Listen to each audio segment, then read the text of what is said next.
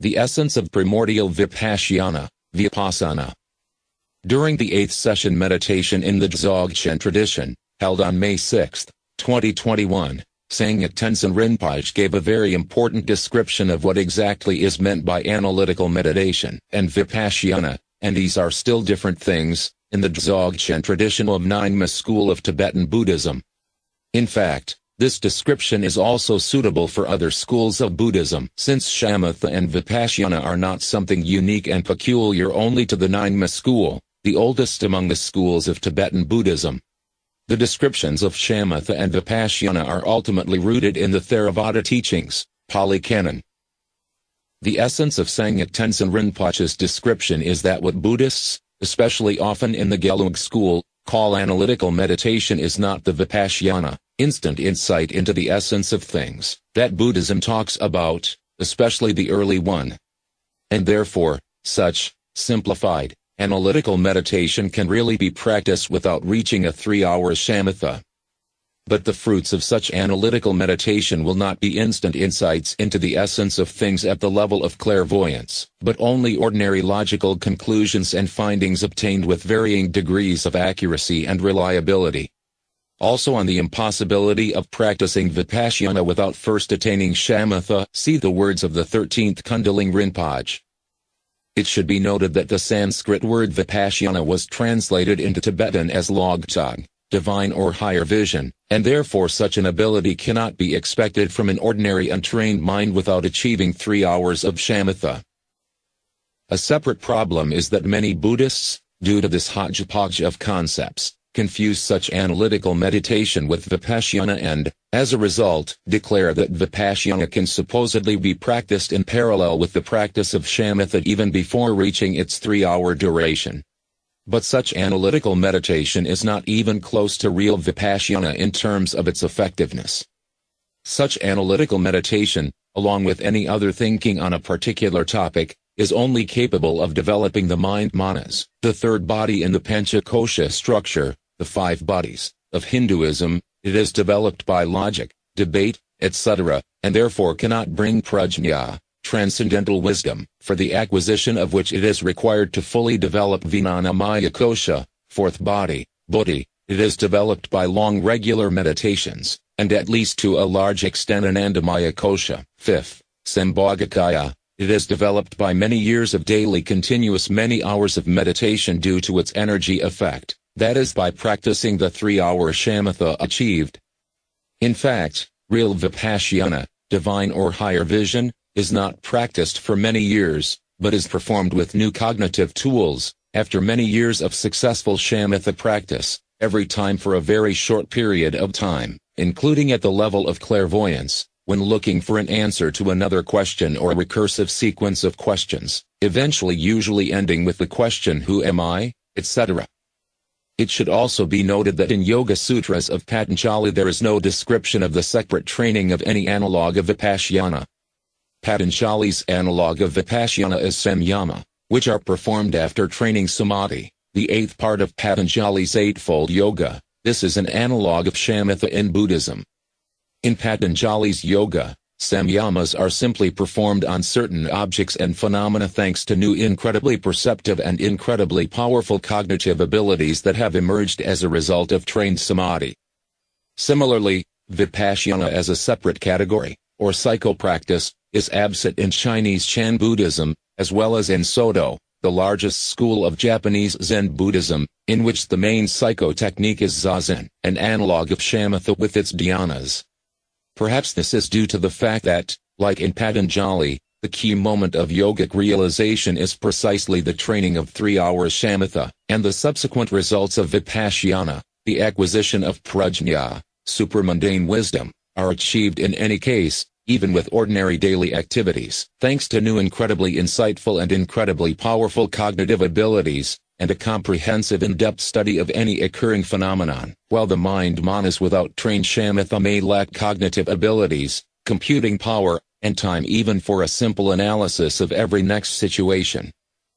Quote of Sangye Tenzin Rinpoche from that video, and at the end you ask the question, thinking and meditating in this way, is it possible to understand all this? Of course, simple thinking, Analytical meditation helps us understand the ultimate nature of reality through a gross mental image. But if we are talking about meditative absorption, then in this state we no longer need to conduct analytical meditation. We do not need a thought process. We directly comprehend way of existence of all phenomena. However, as I said above, analytical meditation, thinking, they are beneficial, because they help us between sessions, in the interval between meditation sessions, of shamatha, to hone our skills, hone our knowledge and skills, that is, develop at least mind manas, while shamatha develops buddhi, etc. It should also be quoted from here. It should be noted that for a long time there have been disputes between Buddhist teachers about whether the practice of vipashyana can lead to supramundane wisdom without the proper development of concentration, shamatha with 8 to 9 jhanas/dhyanas. Those who believe that this is possible base their point of view on canonical commentaries. The opponents of this statement point out that in the Pali Canon itself this idea is expressed extremely weakly, but very often the emphasis is placed on the development of jhana, shamatha, to achieve supramundane wisdom, prajna, achieved by vipashyana on the basis of the already achieved 3 hours shamatha. In the Mahamallaka Sutta, Majjhima Nikaya, 64, the Buddha denies that it is possible to destroy 5, and, logically, all 10, samsaric fetters without jhana. The Majjhima Nikaya is the second of the 5 Nikayas in the Sutta Pitaka, which is the second of the 3 parts of the Tripitaka, Tipitaka in Pali, also known as the Pali Canon. The modern text of the Pali Canon was formed only in the 5th century, and Buddhaghosa, in its creation, took into account about 25 sources commenting on the Tipitaka, forming the standard Theravada orientation for interpreting the teachings of the Buddha. The 5th Theravada Buddhist Council was held in Burma in 1871, after which the texts of the Pali Canon were carved in stone, and already in 1900 were published on paper, amounting to 38 volumes of 400 pages each. In 1988, Mahidol University, Bangkok, Thailand, released the first digital version of the Pali Canon. There are currently 50,189 pages on CD, comprising 45 volumes of the canon itself and 70 volumes of other, explanatory and auxiliary, sacred texts. The Theravada teaching, which is part of the even more voluminous teaching of Mahayana Buddhism, is based on the texts of the Pali Canon. A huge number of texts of different dates and degrees of reliability allows, if desired, to find confirmation of almost any point of view, especially in later multivariate comments. It should also be noted that in early Buddhism, when describing the 8th step of the Noble Eightfold Path, samyak samadhi, or right concentration, collectedness, which means the shamatha psychotechnique, vipashyana was not yet a separate psychotechnique. It was just an aspect of the application of the already achieved full-fledged shamatha, after its many years of practice, without which vipashyana, as follows from the Pali Canon, was virtually impossible. Formation of vipashyana as a separate psycho-practice and variation of meditation occurred only in the 4th to 5th centuries as a result of the activities of the Mahayana Buddhist thinker Asanga, 4th century, and the Theravada Buddhist thinker Buddhaghosa, 5th century, author of the treatise Visuddhimagga. The teachings of Asanga and especially Buddhaghosa contained relatively vague descriptions of vipashyana, and this allowed for various interpretations of its essence, which happened later. This is especially true for those interpreters who did not have their own experience of 3-hour shamatha and full-fledged vipashyana. In the earliest version of the Buddha's teaching, there was no vipashyana in its current understanding in Theravada and Mahayana as a separate psychotechnique, and it was in this form, without vipashyana, that Buddhism succeeded to spread, even before the 4th century, to China in the form of Chan Buddhism and to Japan in the form of Zen Buddhism. In Patanjali Yoga, samyamas, an analog of vipashyana, were also not a separate psychotechnique or stage of practice, being just the application of samadhi, or rather the result of using new incredibly perceptive and incredibly powerful cognitive abilities acquired as a result of long-term practice of samadhi. Since the text of Yoga Sutras is extremely concise when describing dhyana, samadhi and samyama in stanzas 3.2 to 3.4, which do not provide details. The following is one of the modern views on how shamatha relates to vipashyana in Theravada. According to Thanissaro Bhikkhu, in the Sutta Pitaka the term vipassana is hardly mentioned, while they frequently mention jhana as the meditative practice to be undertaken. When vipassana is mentioned, it is always in tandem with samatha, as a pair of qualities of mind which are developed. According to Thanissaro Bhikkhu, samatha, jhana, and vipassana were all part of a single path. Norman notes that the Buddha's way to release was by means of meditative practices. According to Vedder and Bronkhorst, dhyana constituted the original liberating practice. Vedder further argues that the Eightfold Path constitutes a body of practices which prepare one, and lead up to, the practice of dhyana.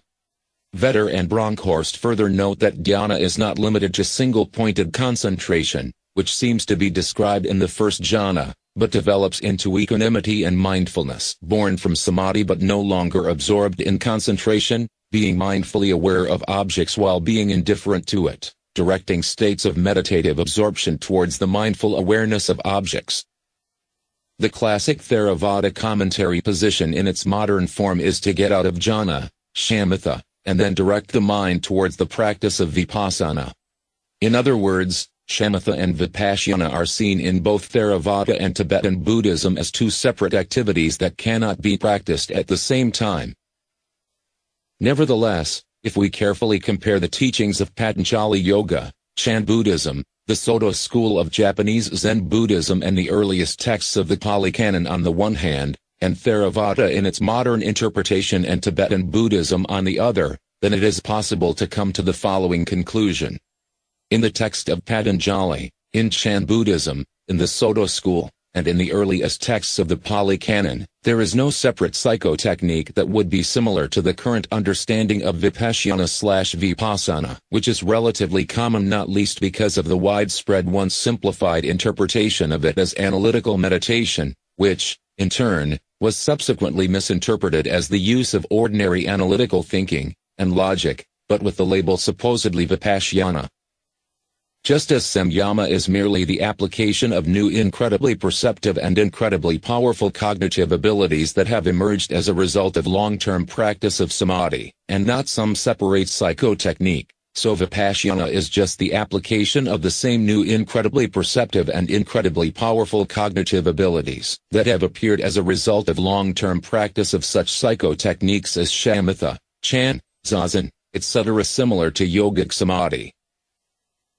Neither Patanjali nor the Buddha brought samyama/vipassana into a separate, for example, the ninth stage of the Eightfold Yoga/Noble Eightfold Path. Both of these systems end with the eighth stage, called samadhi in yoga and right samadhi. The names of the other seven stages also begin with word right, in Buddhism.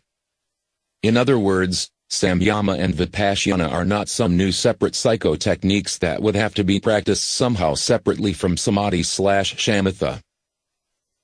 As Bandhanaratana says, it is virtually impossible to find evidence in the suttas that one should come out of jhana to practice vipassana. This is true, but not in the way he means it.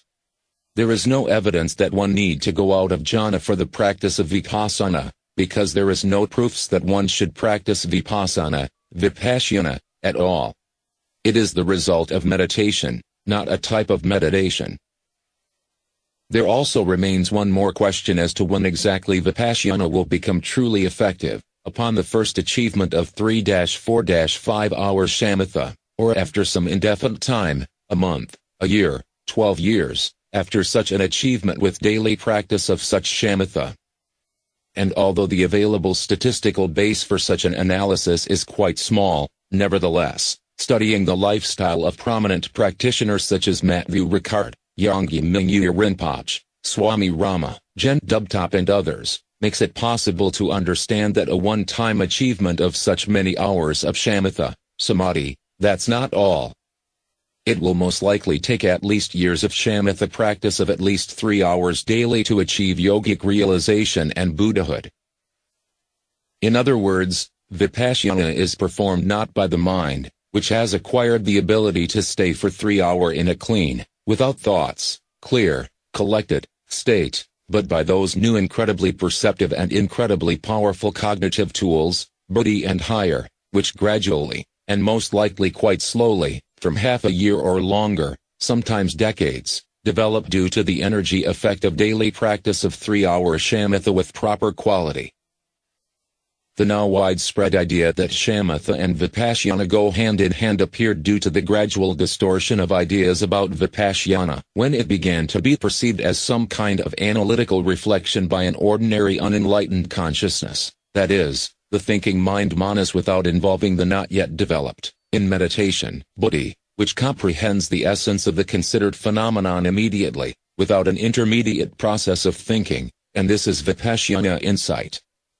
They will go hand in hand only after reaching the 3-hour shamatha and its many hours of daily practice over the years, which will lead to the development of buddhi and sambhogakaya.